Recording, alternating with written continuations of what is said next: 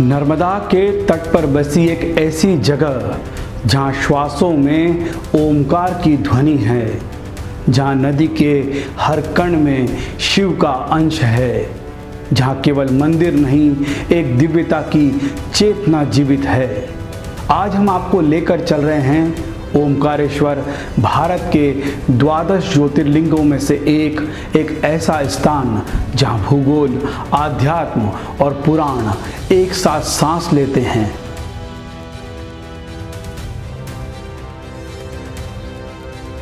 ओमकारेश्वर का नाम का अर्थ है ओमकार के ईश्वर। यह नाम खुद में ही ब्रह्मांड के उस अनादि नाद का संकेत देता है जिससे सृष्टि का आरंभ हुआ। यह मंदिर मध्य प्रदेश के खंडवा जिले में स्थित है और पवित्र नर्मदा नदी के बीच में एक द्वीप पर बसा है। यह द्वीप स्वयं ओमकार के आकार का है। यह मंदिर भगवान शिव के 12 ज्योतिर्लिंगों में से चौथा माना जाता है।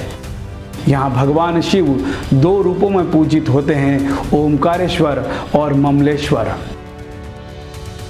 शिव पुराण के अनुसार जब ब्रह्मा और विष्णु ने श्रेष्ठता की लड़ाई हुई तब भगवान शिव ने एक अग्नि स्तंभ का रूप ले लिया और दोनों को उसकी शुरुआत और अंत खोजने को कहा। ब्रह्मा असत्य बोले और विष्णु सत्य। तब शिव ने प्रकट होकर कहा, जो मेरे अग्नि स्वरूप को समझेगा वही मेरा सच्चा भक्त होगा। इसलिए शिव के 12 प्रमुख ज्योतिर्लिंग धरती पर उनके प्रकाश स्वरूप माने जाते हैं। ओमकारेश्वर उन्हीं में से एक है जहाँ शिव ओमकार रूप में प्रकट हुए। पुराणों में कथा आती है, बहुत समय पहले विंध्याचल पर्वत को लगा कि वो हिमालय से छोटा है। उसने तपस्या की, भगवान शिव को प्रसन्न करने के लिए शिव प्रसन्न हुए और उसे वरदान दिया। वहीं पर शिव ने अपने ओमकार स्वरूप से प्रकट होकर ज्योतिर्लिंग का रूप धारण किया। इस स्थान पर 2 शिवलिंग बने हैं, एक ओमकारेश्वर और एक ममलेश्वर। कहा जाता है यदि कोई भक्त दोनों लिंगों की पूजा करता है तभी पूर्ण फल प्राप्त होता है। मां नर्मदा को शिव की पुत्री भी माना जाता है। यह एकमात्र ऐसी नदी है जिसे परिक्रमा दी जाती है। इसकी परिक्रमा को नर्मदा परिक्रमा कहते हैं और यह साधक को मोक्ष की प्राप्ति कराती है। नर्मदा की उत्पत्ति अमरकंटक से होती है और ओमकारेश्वर इसका मध्य बिंदु माना जाता है। नर्मदा का जल, उसकी धारा, उसके तट सब पवित्र है और चैतन्य माने जाते हैं।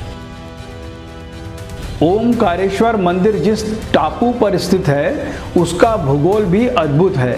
यह टापू के आकार का है। ऊपर से देखने पर इसकी 2 टांगे और मध्य भाग साफ दिखाई देता है।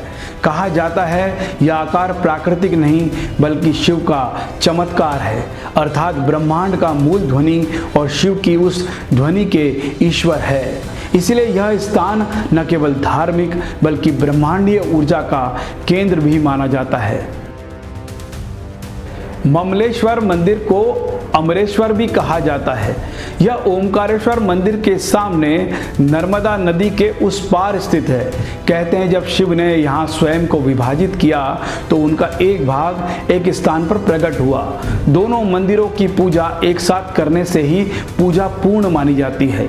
ममलेश्वर में पूजा दक्षिण भारतीय पद्धति से होती है जबकि ओमकारेश्वर में उत्तर भारतीय पद्धति से। ओमकारेश्वर मंदिर नागर शैली में निर्मित है।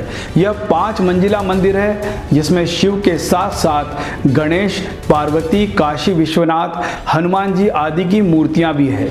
मंदिर में एक प्राचीन गुफा भी है जहां आदि गुरु शंकराचार्य जी ने अपने गुरु गोविंद भगवत्पाद से दीक्षा ली थी।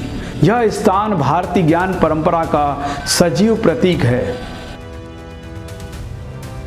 आदि गुरु शंकराचार्य जब 8 वर्ष के थे तब वे नर्मदा किनारे आए और एक गुफा में ध्यानस्थ योगी गोविंद भगवत्पाद से मिले। यहीं पर उन्होंने ब्रह्म सूत्रों की व्याख्या सुनी और ज्ञान की दीक्षा ली। इस घटना के कारण ओमकारेश्वर केवल शिव भक्तों का ही तीर्थ नहीं, सनातन दर्शन का केंद्र भी बन गया। यहाँ महाशिवरात्रि का पर्व बड़े धूमधाम से मनाया जाता है। इस दिन लाखों श्रद्धालु दूर दूर से आते हैं और रात्रि जागरण करते हैं। श्रावण मास में यहाँ विशेष आयोजन होता है, जलाभिषेक, रुद्राभिषेक और शिव स्तुति के साथ। इसके अलावा कार्तिक पूर्णिमा, नवरात्रि और माघ पूर्णिमा भी यहाँ विशेष महत्व रखती है। ओमकारेश्वर के निकट बना है एक विशाल बांध, जिसका उद्देश्य है सिंचाई और विद्युत उत्पादन। यह बांध नर्मदा नदी के प्रवाह को नियंत्रित करता है। हालांकि इस निर्माण के चलते कई पुरानी मूर्तियां जलमग्न हो गई, लेकिन मंदिर की महत्ता यथावत बनी रही।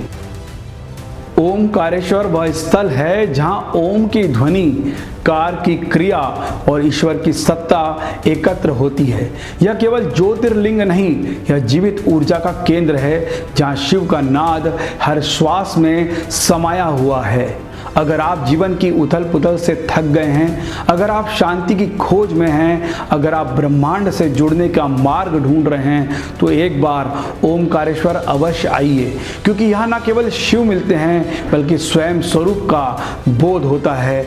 जय भारत।